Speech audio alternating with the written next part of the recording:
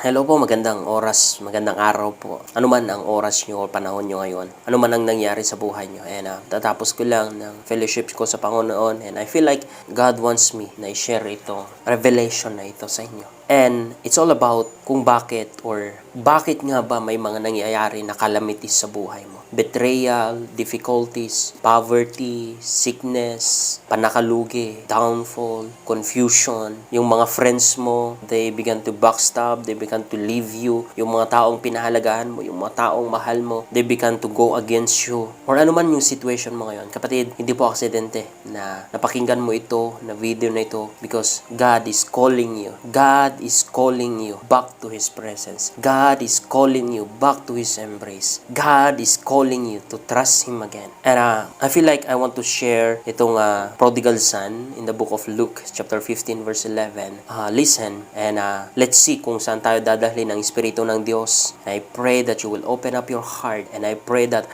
God will bless you. God will use me, this video and this verse to touch you and to remind you that He is there and He will never leave you nor forsake you.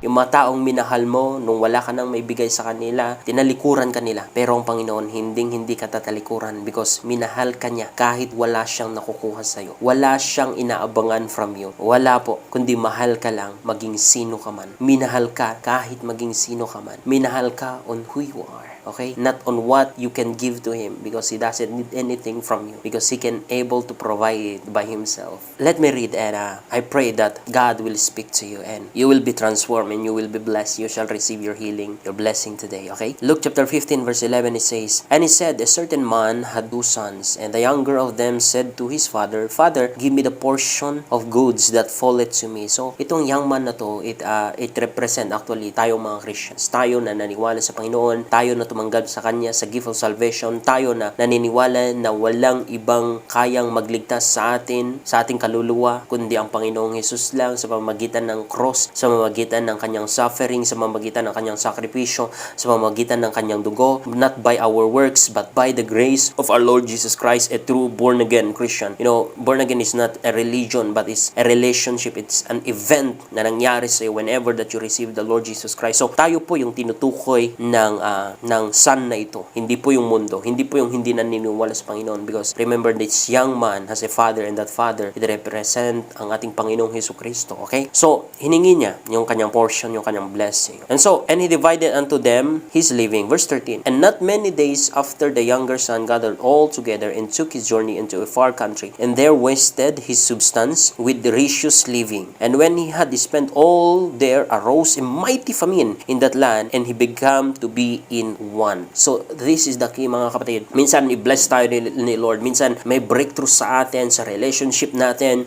sa ministry natin, and finances, everything is going on, na okay naman, tapos nakalimutan natin na lumalayo na pala tayo sa presensya ng Panginoon. Na nilalayuan na pala natin ang ating Ama. Ganito yung nangyari dito sa younger na son na ito, na lumayo siya sa presensya ng kanyang Ama, sa household ng kanyang Ama. And sinimulan niyang ginawa yung mga bagay na gusto niya, kung ano yung gusto ng laman niya. And minsan ganito tayo, nakakalimutan natin yung kabutihan ng Diyos sa buhay natin dahil sa okay yung nangyari sa buhay natin. Minsan wala na yung fellowship, wala na yung prayer, wala na yung pakikipag-usap sa Kanya, wala na yung pagbabasa ng Kanyang mga salita dahil naging busy na tayo sa mga blessing ng Panginoon sa buhay natin. And hindi natin namamalayan na biglang nadadry na tayo. May dumating na famine. Itong famine na to means may dryness na sa buhay natin and God will allow it. Sa totoo lang na magkaroon ng famine, magkaroon ng kulang, biglang nagkagulo. Yung mga kaibigan mo, yung mga minahal mo, biglang they betray you, they go against you na. People are leaving. Minsan, you put yourself into shame, mga nakakahiya mong nagawa, mga kasalanan na gawa mo. May mga difficulties ka na, may mga, biglang may confusion, hindi mo na maintindihan. Sunod-sunod ang struggle, sunod-sunod ang problema. And hanggang sa nasa point ka na ng may kailangan ka na. Kailangan mo ng kasama, kailangan mo ng pera, kailangan mo ng panggamot sa sakit mo, sa healing. You need something, you need someone na. Okay? Ganito po yung nangyari. And minsan, God will allow us na mangyari yung mga bagay na yun, kung ano man yung struggle mo yun, because meron siyang mas malaking purpose para sa iyo, kaibigan. Verse 15, and he went and joined himself to a citizen of that country, and he sent him into the field to feed swine, and he would have filled his belly with the husk that the swine did eat, and no man gave unto him. Verse 17, and when he came to himself, itong pinakapaborit ko, he said, how many hired servant of my fathers have bread enough and to spare, and I perish with hunger. So, ganito yung nangyari. Nagkaroon na siya ng kailangan, wala na yung mga taong tinulungan niya, wala na yung mga tao na expect niya na gagabay sa kanya. Tinalikuran siya hanggang sa nagsarili na siya, hanggang sa mag-isa na siya, hanggang sa pumasok siya sa isang trabaho, magpakain ng baboy, hanggang sa nagkailangan na siya ng pagkain, hanggang sa kinain na yung pagkain ng baboy. And sabi dito, he joined himself unto the man or unto that country, yung mentality nila. Minsan, kapag hindi pa natin nare-realize na kailangan natin ng Diyos, yung mentality natin nagbalik na sa dating mentality ng mundo, mentality ng mga kaibigan mo, mentality ng mga tao na nasa paligid mo, mentality ng unbelievers, mentality ng mga may doubt sa Panginoon. Ganun na yung mangyari. And always remember that na you join yourself also sa kinakain ng swine. And we know that swine, sabi sa Bible, ang swine or ang baboy, that you don't throw your jewel unto the swine or else they will stomp. Hindi nila ito papalagan. It means you join yourself or kinain mo din yung mentality or yung pag-iisip ng mga tao na hindi pinapahalagaan ang holiness, ang righteousness, ang kagustuhan ng Diyos sa kanilang buhay. And andyan po yung anak ko. Pasensya na po kayo. Hindi mo na malayan that sumama ka na sa mentality nila. But the good thing is that God will help you to realize. Just like this prodigal son na na-realize niya. Teka lang, mas maganda pa ang buhay ng mga servant sa bahay ng aking ama more than sa nangyayari sa akin ngayon. Kaibigan, ito ang sinasabi ng Panginoon sa iyo. Gusto niya na ma-realize na bumalik ka sa kung sino yung totoong nagmamahal sa iyo. Na bumalik ka sa totoong nagyakap sa iyo mula sa kasalanan, mula sa panahon na walang naniwala sa iyo, that people judge you and condemn you. God is calling you na bumalik ka sa kanyang presensya. That's all you need if you want na ma-restore ka sa kung anong difficulties, anong hirap, anong sakit na naranasan mo sa oras na ito, kaibigan. God is calling you to His presence. And then, let's proceed. Sabi dito, verse 17, and when he came to himself, he said, how many hired servants of my father have bread enough and to spare, and I perish with hunger. Verse 18,